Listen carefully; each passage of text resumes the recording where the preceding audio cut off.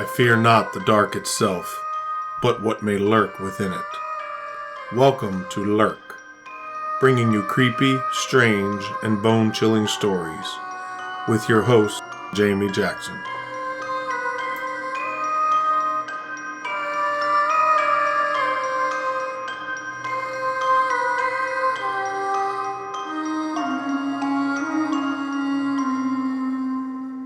Hey Lurkers, welcome to episode 35. Before we get into the meat of today's episode, I do want to bring up one housekeeping item. We are looking for your paranormal stories. I'm looking for ghost stories, creepy cryptid stories, UFO stories, whatever you have. Looking to include those in the Christmas Eve episode. I want to bring back the tradition of telling ghost stories on Christmas. So please email those to us at lurkpodcast@yahoo.com, or you can send a direct message through one of the social media platforms, Facebook, Instagram, or Twitter. You can find links to those on the website at lurkpodcast.com. Get those to us by December 17th, so I have time to throw them all together into an episode. Also, I want to point out that every now and then when I'm editing, I hear that you can sometimes hear a scratching noise in the background. I actually have a large red ear slider turtle in a 75-gallon tank behind me. And when I'm in the room, she thinks it means that she gets fed, so she makes noise to try to get my attention. So if you hear some funky scratching sounds, nobody's trying to claw their way out of the room, it's just the turtle wanting food. I also have a creaky chair. I try not to move, but that's really hard. But if you hear a creak, that's why. So in today's episode, episode 35, we're going to be talking about some of the European folklore surrounding Christmas. Like Krampus, for instance, who's becoming more popular in the United States. And coming up this Sunday, December 5th, we have Krampusnacht. Because we had an episode releasing just a few days prior to Krampusnacht, I thought it would be fun to talk about who or what Krampus is, and also include some of the other strange Santa Claus counterparts, or anti-Santas, if you will. First, let's talk about Krampus. Krampus is a rather interesting Christmas tradition. The name Krampus is derived from the German word Krampen, meaning claw, though if you look it up, it says it means pick or pickaxe, but still, that's sharp and claw-like as well. According to Wikipedia, Krampus is a horned anthropomorphic figure in Alpine folklore, who during the Christmas season scares children who have misbehaved. Some legends say that Krampus is the son of Hel, the Norse god of the underworld. And Krampus, basically, he helps out St. Nicholas, or Sankt Niklaus, which is the German way of saying it. I probably will use both interchangeably. I used to speak German nearly fluently, so just bear with me. I sometimes flip back and forth between St. Nicholas and Sankt Niklaus, so it's the same person. So together, these two, Krampus and Sankt Niklaus, they visit children on the eve of December 5th. If the child has been good, Sankt Niklaus gives them modest gifts of oranges, dried fruit, walnuts, and chocolate. You can keep the fruit and nuts, just give me the chocolate. The bad children get punishment.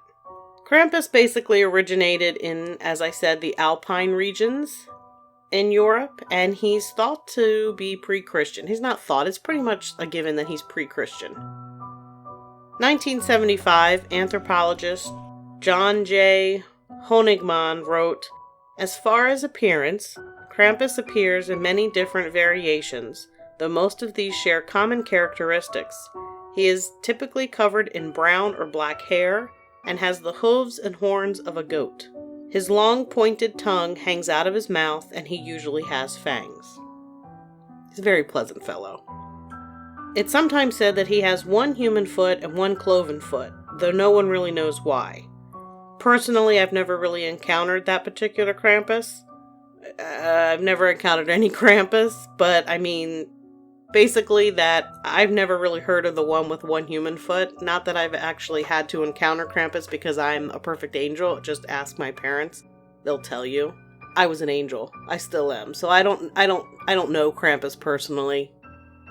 But I've never heard of this one human foot, one cloven foot Krampus description. He often carries chains that are supposed to be a representation of binding the devil to the Christian church. He thrashes the chains for dramatic effect. The chains are sometimes covered in bells of varying sizes. He's sometimes seen with Rute, which in German means switch, and they're basically bundles of birch branches that he uses to swat children with, though some representations replace the Rute with a whip. In some areas, the Ruten bundles are presented to families where they're painted gold and displayed all year long in the home to remind children not to forget who Krampus is. If a big, hairy, horned, long-tongued creature came to my house at Christmas to beat the crap out of me if I was bad, I don't think I'd forget who he was. Just throwing that out there. In other traditions, and these are my son's favorite Krampus traditions, Krampus shows up with a sack or basket on his back that he uses to carry away bad children to be drowned, eaten, or simply transported to hell.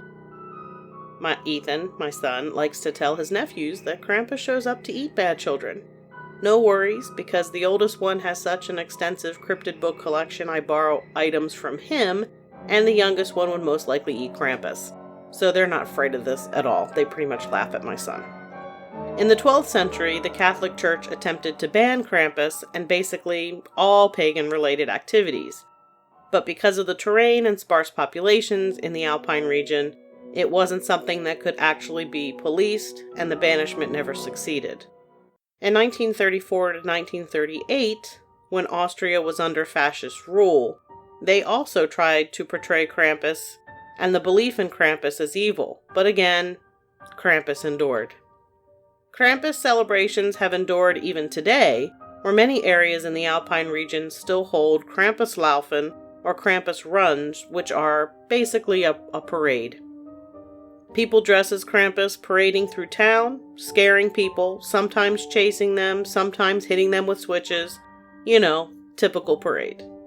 A lot of time these celebrations include alcohol, as it is customary to give schnapps to Krampus. In case you're wondering, I prefer peach or sour apple schnapps when you see me in my Krampus attire, which my husband might say is every day. Whatever, just give me the schnapps and nobody gets hurt. There are some Krampus celebrations that include what they call switching stations, where, in the spirit of the holiday, people go to get spanked by people dressed as Krampus. There are so many bad jokes that I could make here, and none of them are appropriate for a family-type podcast. I mean, is that like a fetish? I wonder if that's an actual fetish. If you go to a switching station to stand in line to get your butt swatted with switches by Krampus. Is there a fetish for that? Send me an email if you know. Krampus is our first anti-Santa, which is celebrated December 5th, this coming Sunday. In case you're interested, on the night of December 5th, kids should put their shoes out, and if they've been good, St. Nicholas will fill them with treats such as fruits, nuts, and candy.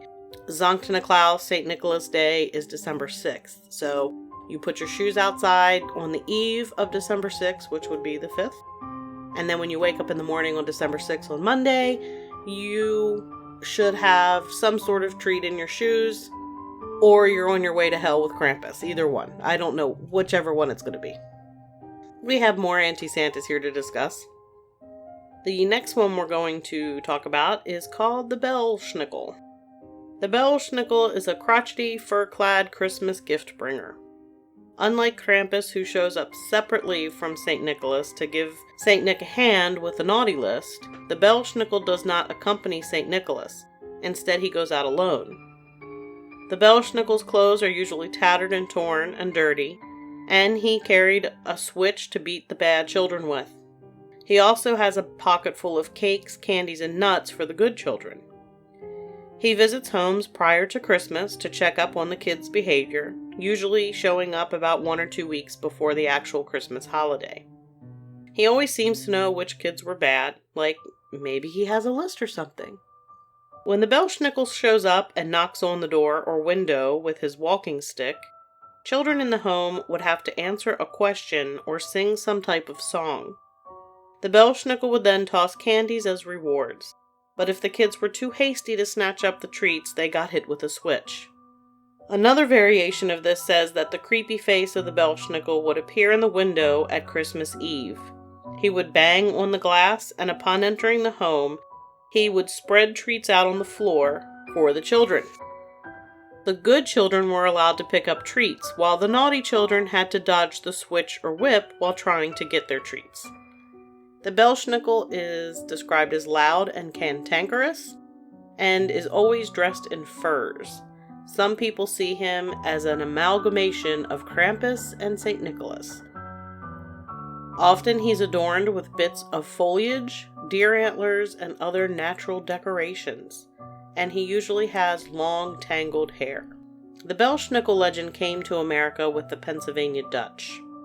So it's common in areas like in Pennsylvania, and I believe I saw mention of West Virginia. The Belsnickel may have been based on an older German myth known as Knecht Ruprecht, which translates as farmhand Rupert, servant Rupert, or farmhand or servant Robert. Ruprecht began as a farmhand, though in some stories he was a foundling child that Nicholas raised from childhood. He wears a black or brown robe with a pointed hood and carries a staff and a bag of ashes. He sometimes has little bells on his clothes.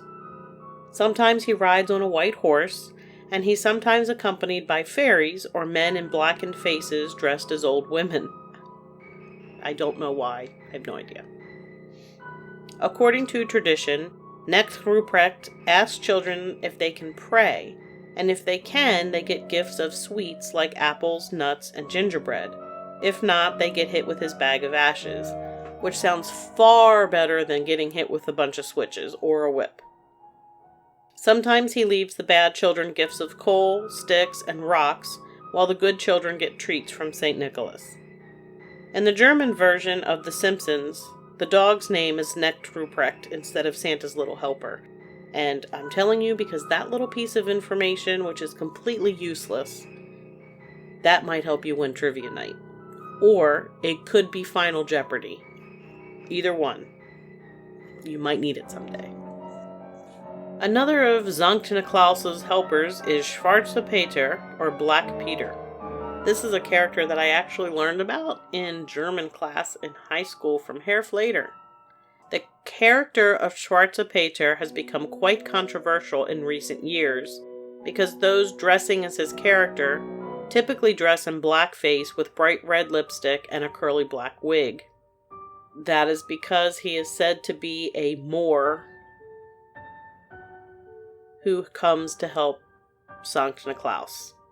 In recent years, he's been called Sooty Pete, where there is no blackface, only marks to depict soot from the chimney, which makes more sense and is far better to do. Like Knecht Ruprecht or Krampus, Schwarzepeter was in charge of dealing with the bad children. In the weeks leading up to December 6th, the feast of St. Nicholas, Schwarzepeter would visit children, rewarding the good with small treats and beating the bad children or taking them away. So basically, he acts just like Krampus, but he's not a scary monster, he's just a dirty guy. Much like Knecht Ruprecht, who is also sooty and dirty, and the Belsnickel, though the Belsnickel acts as both reward person and beat the crap out of you person. And Knecht Ruprecht only used the bag of ashes, so that's not as bad as a whip or a switch. So we're going to head on to our next few little anti-Santas. You know, nothing says Merry Christmas quite like a couple of Christmas Cannibals and a Belly Slitting Witch. But that's what we've got coming up now. Le Père Fouettard, who is also known as Father Whipper or Old Man Whipper, is known to accompany St. Nicholas on December 6th. I don't know who comes up with the name Father Whipper or Old Man Whipper, but it really just doesn't sound very good. So, Le Père Fouettard gives out lumps of coal and or beatings to children who have been bad. The legend is that Le Père Fouettard was an innkeeper. Some variations say he was a butcher, but most of them say he was an innkeeper. And he sees 3 kids on their way to religious boarding school one day, and he thinks that they look like they might have some money on them. So along with his wife, he captures the 3 kids. Before I go any further, these next stories, they deal with cannibalism. Probably not a good story for younger kids to listen to for Christmas, because, we don't want to scare the literal crap out of them. Though Krampus pretty much says he's going to eat them, but whatever. Anyway, so, Le Père Fouettard captures these 3 children. He then proceeds to drug them, rob them, slit their throats, and he cuts them up into pieces. He and his wife then salt them and put them in barrels, saving them for later. St. Nicholas discovers the crime, resurrects the children, and returns them to their parents. St. Nicholas is a very powerful man if he's able to do that, because they were salted and cut up in a barrel. And he's able to put them back together, send them home to their parents. What happens if you don't put them together with the right parts? Afterwards, after St. Nick saves the kids and sends them home, Père Fouettard repents and becomes St. Nicholas's helper. There's another version that says Sankt Niklaus forced Père Fouettard to become his helper as punishment.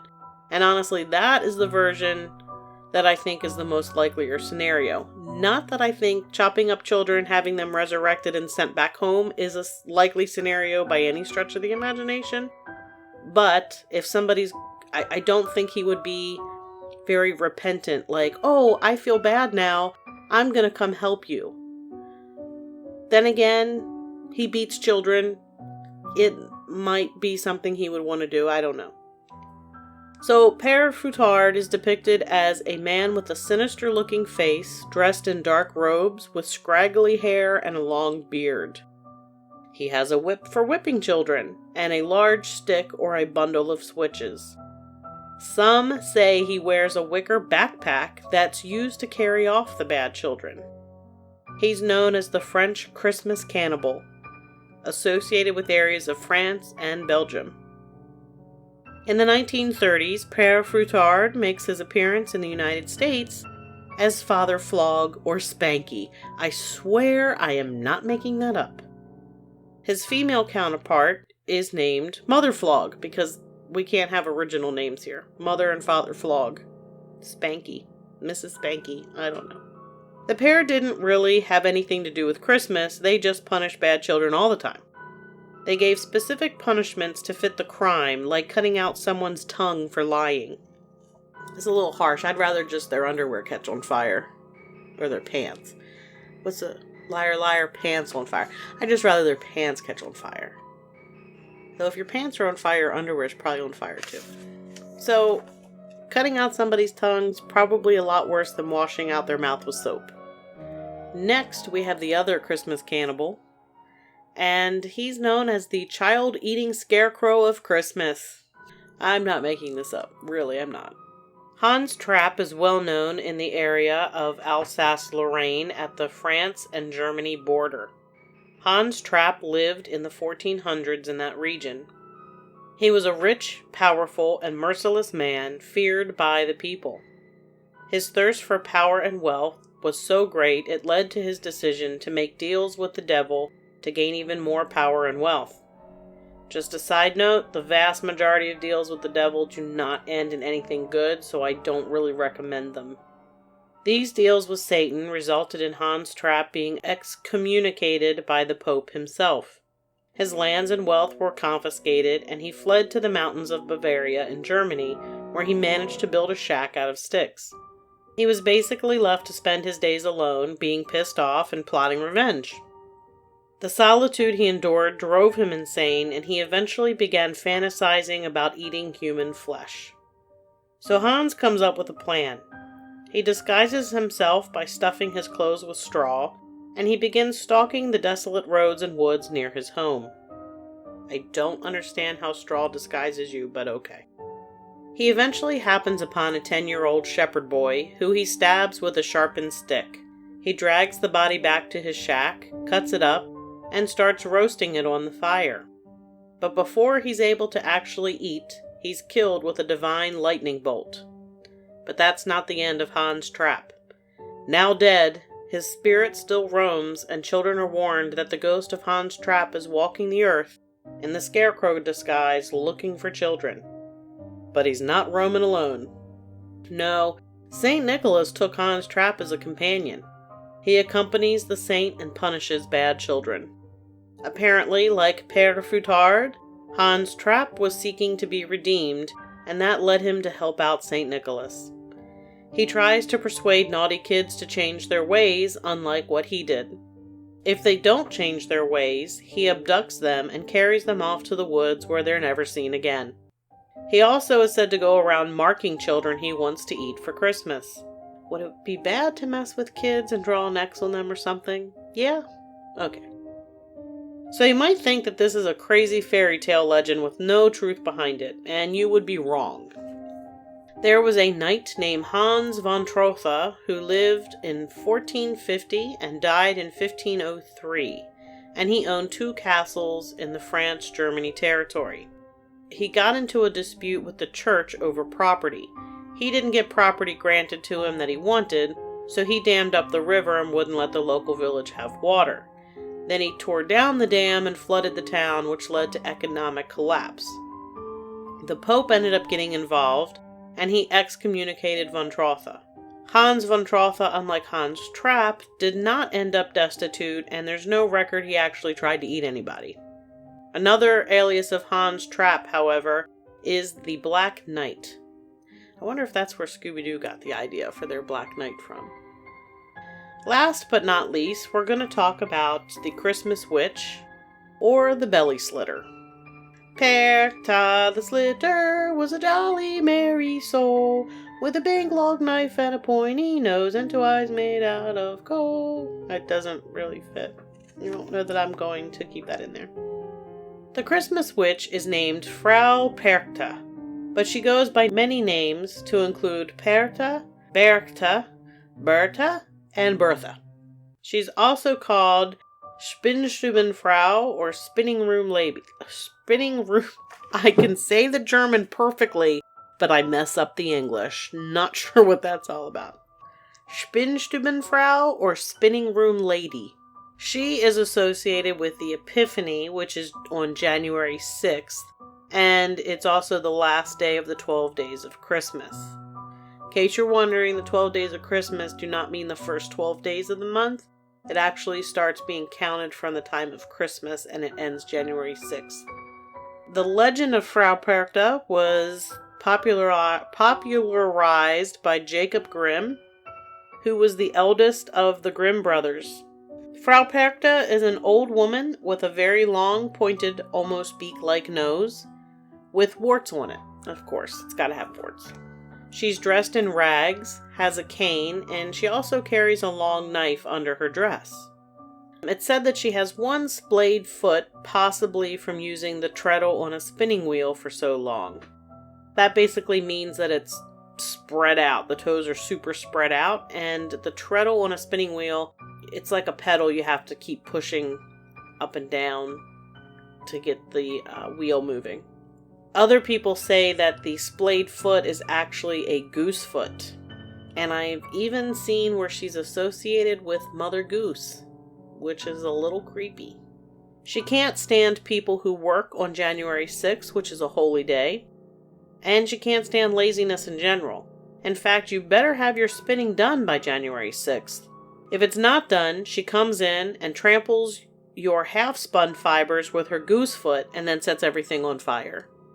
And as an added bonus, if your house is a mess and you forget to leave out the customary bowl of porridge for her, she'll go into your bedroom, disembowel you, and replace your guts with rock, straw, and garbage. She also captures and eats children. And if a child was found to be a liar, Frau Perta would scrape out their eyes with glass, and then the others said it would scrape out their tongue. I saw both versions. The tongue seems a little bit more appropriate for lying. She is attended by an army of lost souls that includes demonic-looking Perten, which visually are identical to Krampus. There are Pertenlaufen, which are the same as Krampenlaufen, where people dress as the Perten and parade through the street, but this is often done to drive off Perta's evil spirits and clear a path for good fortune in the new year. So there's not much whipping going on. She's also known to be part of the wild hunt, flying through the night skies. But Perta has a dual nature of sorts. She was known as a goddess in the Alpine regions, and her name, Berta, means the bright one. I believe the Epiphany is referred to as Bertentag, which would be like the bright day. She was a protector of women and children, and was associated with birch trees. She watched over the forests and all the animals in it. She was also a spirit guide who led the dead into the afterlife, and had the special duty of caring for Heimchen, which are children who died in infancy. But the church wanted to do away with pagan things, and began changing her into Perta the Belly Slitter. Either way, I'm going to make sure the house gets clean by January 6th. I don't need my belly full of rocks and garbage. I fill it with garbage all by myself. I don't need anybody to cut it open to do that. Side note, when I was doing my research, I had 47 Krampus and Frau Perta ideas on Pinterest come up in my search. I didn't look at it, but made me laugh because apparently Pinterest has everything. I don't know what the ideas are. I don't really want to know Frau Perta ideas. 47 ways to slit somebody's belly and stuff it with rocks. I don't know. So that's going to do it for this episode, which is a little bit shorter than our usual episode, but I am in full get ready for the Christmas holiday mode. My husband did put the lights on the house. You can see it from the space station. Another reminder, we're looking for your personal stories. Please get those sent to us by December 17th. And if you don't want your name used, that's fine. I would never use the last name in anything. I would only use first names, but if you don't even want that associated with your story, that's totally fine. You can just let me know in your message or your email, and I will not refer to your name, or I'll make one up or whatever. It can be completely anonymous. So, as always, you can find Lurk episodes wherever you listen to your favorite podcast, or at lurkpodcast.com. Our website has the links to our social media platforms, so please give us a like or follow. I try to post relevant photos for episodes on social media, and there's also some non-relevant stuff there as well. Remember, we have merch at lurkpodcastmerch.com. It makes a great Christmas present. And until next time, keep lurking. Perta the Slitter was a jolly merry soul, with a big long knife and a pointy nose and 2 eyes made out of coal.